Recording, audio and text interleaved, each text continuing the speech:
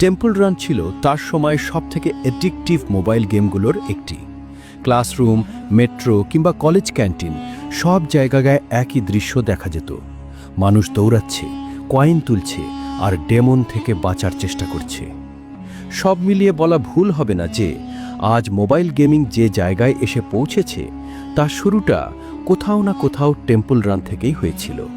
হ্যাঁ, আজকের সময় ফ্রি ফায়ার আর বিজিএমআইয়ের মতো হাই গ্রাফিক্স গেমের যুগ, কিন্তু সে সময় টেম্পল রান এমন একটি গেম ছিল যেটা শুধু গেমাররাই নয়, প্রায় সবাই খেলত।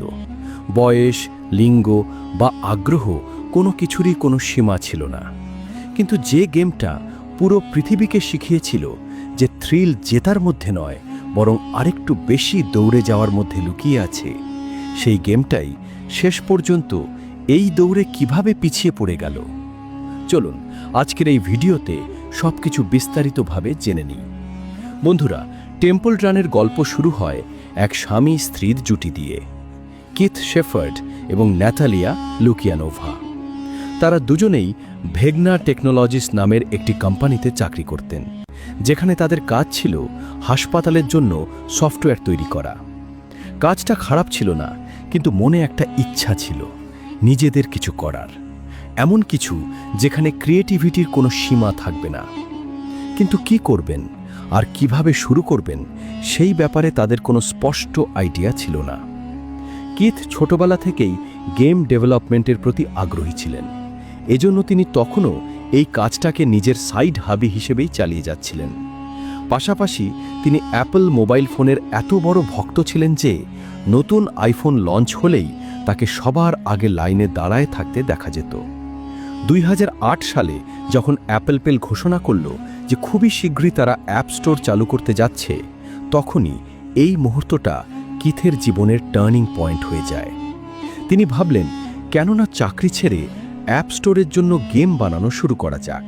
এই ভাবনা থেকেই কিথ আর নাতালিয়া 2008 সালে তাদের প্রথম প্রজেক্ট শুরু করেন। সেটি ছিল একটি ওয়ার্ল্ড পাজল গেম, যার নাম রাখা হয় ইমাঙ্গি। বন্ধুরা, গেম বানানোর এই যাত্রাটা এতটাই বিশেষ ছিল যে পরে তারা নিজেদের কোম্পানির নামও এই গেমের নামেই রেখে দেন, ইমাঙ্গি স্টুডিওজ। প্রথম মাসেই তাদের গেম প্রায় $5,000 আয় করে, যা তাদের প্রত্যাশার থেকে অনেক বেশি ছিল। এই সাফল্য দুজনকেই প্রচণ্ড আত্মবিশ্বাস দেয়।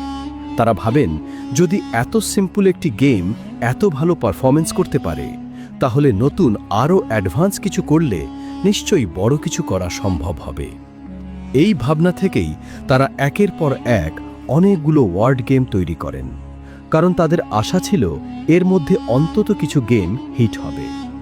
কিন্তু ফলাফলটা ঠিক উল্টো হয়। সবগুলো গেমই বাজারে প্রায় অচেনা হয়ে থেকে যায়। তবুও তারা হাল ছাড়েননি। তারা সিদ্ধান্ত নেন এবার বড় কিছু করতে হবে এবং ক্রিসমাস পর্যন্ত বাচ্চাদের জন্য একটি 3D রেসিং গেম বানাতে হবে, যার নাম রাখা হয় লিটল রেড স্ল্যাজ। এই গেমের কনসেপ্ট ছিল একেবারেই সিম্পল। একটি কার্টুন বাচ্চা বরফে ঢাকা পাহাড়ের উপরে রেস করছে, বাতাসে উড়ে বেড়াচ্ছে আর বিভিন্ন বাধা এড়িয়ে ফিনিশ লাইনে পৌঁছাচ্ছে। দেখতে গেমটি ছিল খুবই আকর্ষণীয় এবং স্মুথ। কিথ আর নাতালিয়ার প্ল্যান ছিল 3 মাসের মধ্যে গেমটি শেষ করে ক্রিসমাস সিজনে লঞ্চ করার। কিন্তু প্রজেক্টটা করতে করতে প্রায় 6 মাস লেগে যায়, আর ততদিন ক্রিসমাস অনেক আগেই পেরিয়ে গেছে। অর্থাৎ যে পারফেক্ট টাইমিংয়ের জন্য গেমটা বানানোর পরিকল্পনা করা হয়েছিল, সেটাই হাতছাড়া হয়ে যায়। এর ফলে ফাউন্ডার্সদের বেশ ক্ষতি হয় এবং তারা সিদ্ধান্ত নেন এরপর থেকে আর কখনো সিজনাল গেম বানাবেন না। এরপর 2009 সালে তারা হারবার মাস্টার নামের একটি গেম লঞ্চ করে। যদিও এটি ছিল একটি ছোট প্রজেক্ট, কিন্তু এর ফলাফল ছিল বিশাল। কারণ হারবার মাস্টার ছিল তাদের প্রথম গেম যেটি মাত্র 1 বছরের মধ্যে $1,00,000 বেশি আয় করে। এই সাফল্য দেখে কিথ আর নাতালিয়া প্রথমবারের মতো মনে হয় যে তারা সত্যিই নিজেদের জোরে বড় কিছু করতে পারেন। কারণ এখন তাদের ছোট্ট কোম্পানি ইমাঙ্গি স্টুডিওজ আর শুধু একটি প্যাশন প্রজেক্ট নয়, বরং ধীরে ধীরে একটি পরিচিত নাম হয়ে উঠেছিল। তবে বন্ধুরা, এই দম্পতি জানতেন যে সামনে এগিয়ে যেতে হলে শুধু ভালো গেম প্লে যথেষ্ট নয়, গেমটাকে দেখতে সমানভাবে আকর্ষণীয় আর পলিশড হতে হবে। এই চিন্তা থেকেই তারা একজন প্রতিভাবান আর্টিস্ট কিরিল চ্যাংহোমকে হায়ার করেন। এর ফলে তাদের টিম 2 জন থেকে বেড়ে 3 জনে হয়ে যায়। পরবর্তী সময়ে 3 জন মিলে ম্যাক্স অ্যাডভেঞ্চার নামের একটি গেমে কাজ শুরু করেন, যেখানে প্রচুর টাকা ইনভেস্ট করা হয়েছিল। এই গেমের ভিজুয়াল ছিল দারুণ, যা শিশুদের জন্য খুবই আকর্ষণীয় ছিল। কিন্তু সমস্যাটা ছিল এর গেম প্লেতে। সেটি এতটাই জটিল ছিল যে প্লেয়াররা গেমটা ঠিকমতো উপভোগ করতে পারত না। কিছু মানুষ তখন বুঝতেই পারছিল না এই গেমটা আসলে কিভাবে খেলতে হয়। তাই বেশিরভাগ প্লেয়ার হতাশ হয়ে গেমটির মাঝেই ছেড়ে দিত। কিন্তু বন্ধুরা, বলা হয়ে থাকে কখনো কখনো আপনার ব্যর্থতা আপনার জীবনের সবথেকে বড় টার্নিং পয়েন্ট হয়ে দাঁড়ায়। ঠিক এমনটাই কিথ এবং ন্যাথালিয়ার সাথে ঘটেছে। তারা ঠিক করলেন পরবর্তী কোনো গেম বানানোর আগে তারা বুঝবেন এই গেমে কোথায় কোথায় ভুল হয়েছে এবং কিভাবে তা আরও ভালো করা যায়। সে সময় তারা লক্ষ্য করলেন ম্যাক্স অ্যাডভেঞ্চারে কোনো ক্যারেক্টার কয়েন সংগ্রহ করে তখন মুহূর্তটি খুবই সন্তোষজনক বলে মনে হয়। আর ঠিক এই মুহূর্তটাই তাদের পরবর্তী গেমের ধারণা দিল। হ্যাঁ, আমি কথা বলছি টেম্পল রানের, যা পরে বিশ্বের সবথেকে অ্যাডিকটিভ মোবাইল গেমগুলোর মধ্যে একটি হয়ে যায়। কিন্তু টেম্পল রানের কনসেপ্ট যতটা সহজ মনে হয়, তৈরি করা ততটাই কঠিন ছিল। এই নিয়ে টিমের মধ্যে নানা ধরনের দ্বন্দ্ব শুরু হয়। আসলে ম্যাক্স অ্যাডভেঞ্চারের ব্যর্থতার পর তারা সিদ্ধান্ত নেন পরবর্তী গেমটি হবে সহজ এবং সরল, যা কোনো নির্দেশনা ছাড়াই খেলতে পারবে।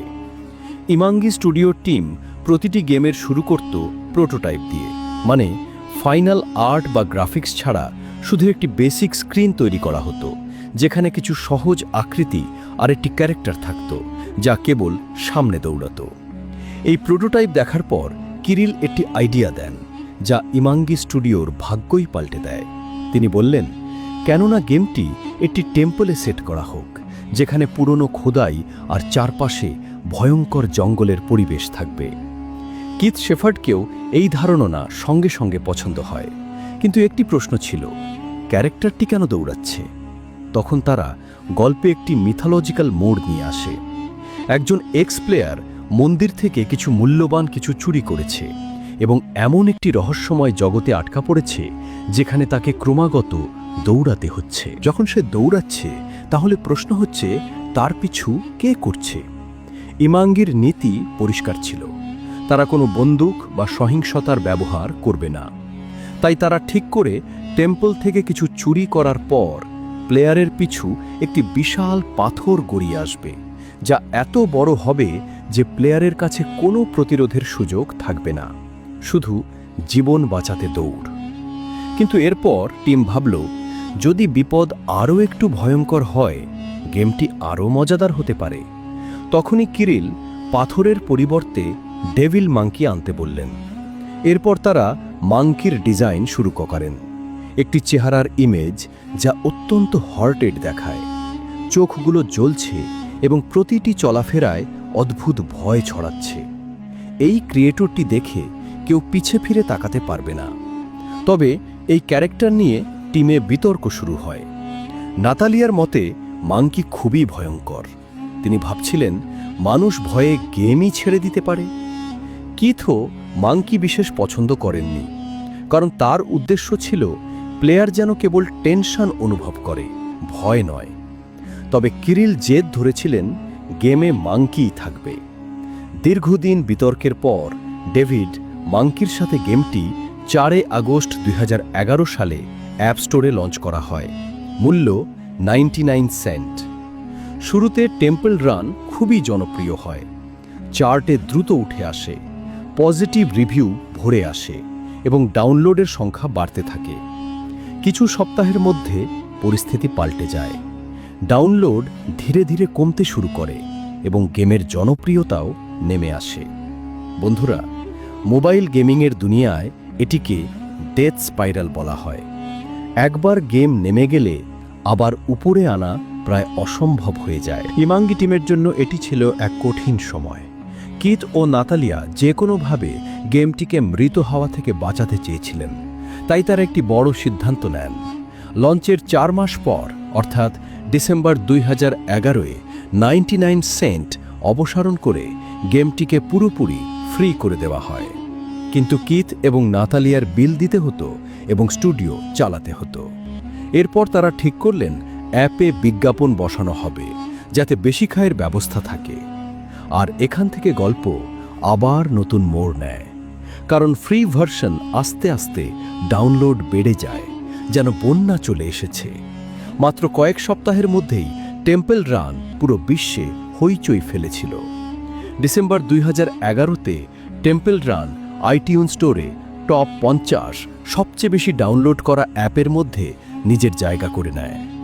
খুবই অল্প সময়ের মধ্যেই এটি নাম্বার 1 iOS অ্যাপ হয়ে যায়। আপনি হয়তো ভাবছেন, এখনও অ্যান্ড্রয়েডের কথা কেন বললাম না? বন্ধুরা, জানাতে চাই, শুরুতে এই গেম শুধু iOS-এর জন্য লঞ্চ করা হয়েছিল, তাই আইফোন ব্যবহারকারীদের মধ্যে এটি একটি ইউনিক পরিচিতি গড়ে তোলে। এটি এতটাই পছন্দ করা হয়েছিল যে কয়েক মাসের মধ্যে আইফোন গেমিংয়ের পরিচয় হয়ে ওঠে।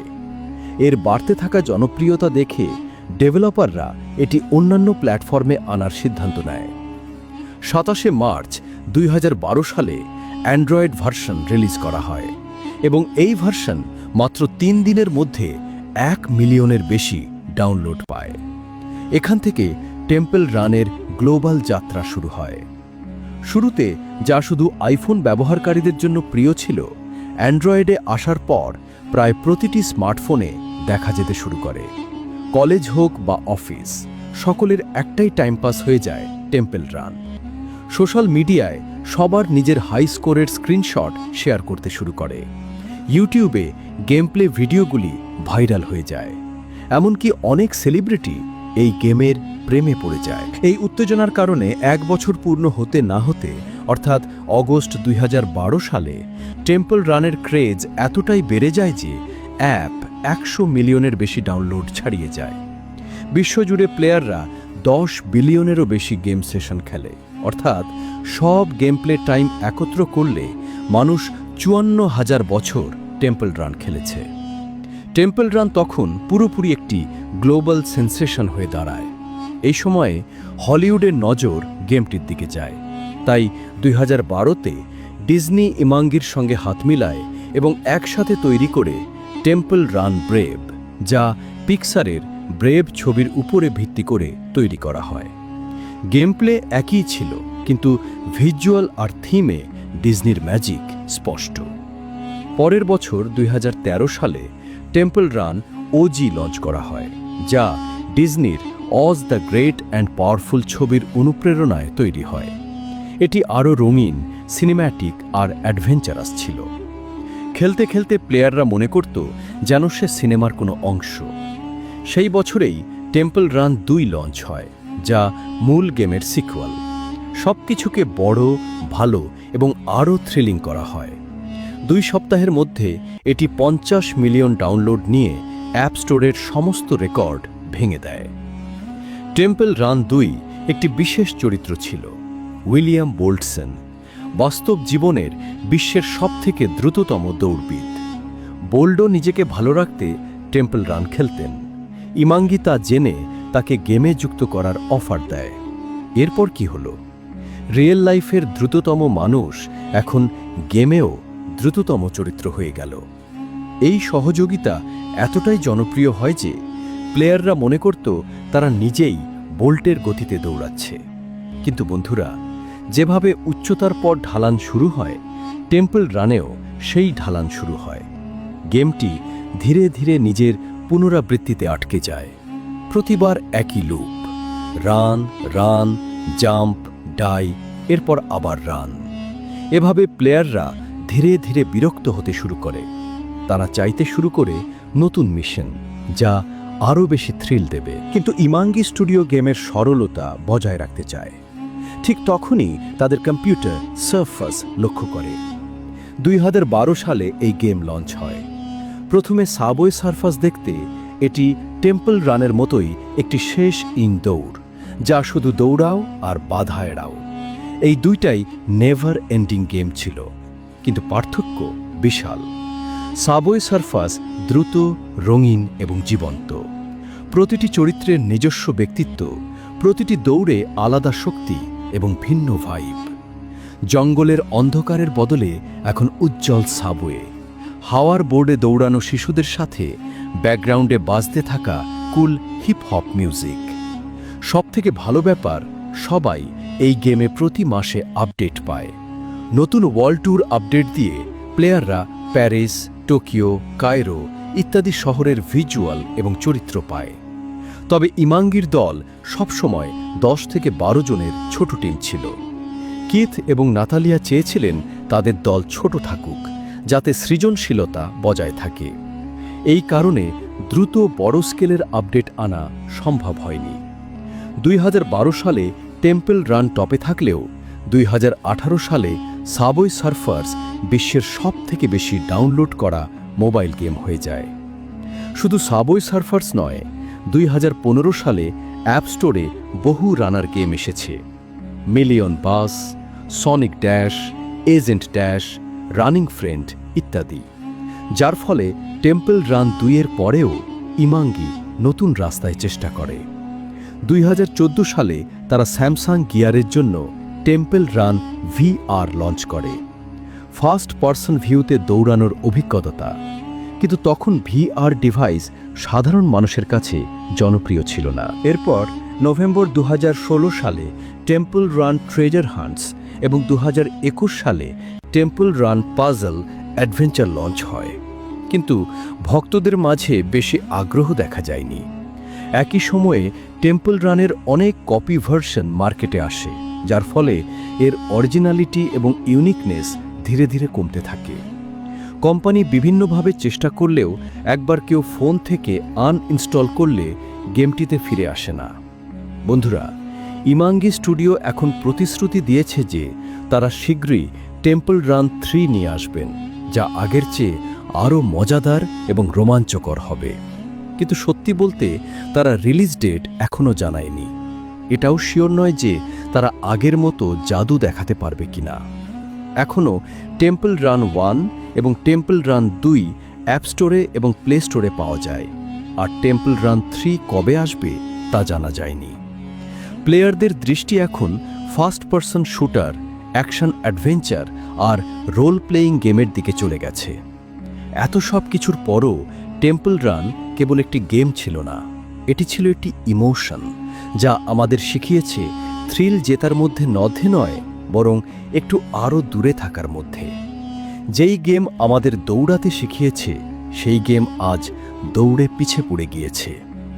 বন্ধুরা, কারা কারা টেম্পল রান খেলতেন এবং কারা কারা পছন্দ করেন কমেন্টে জানান, আর ভিডিওটি বেশি বেশি শেয়ার করে সবাইকে জানিয়ে দেন।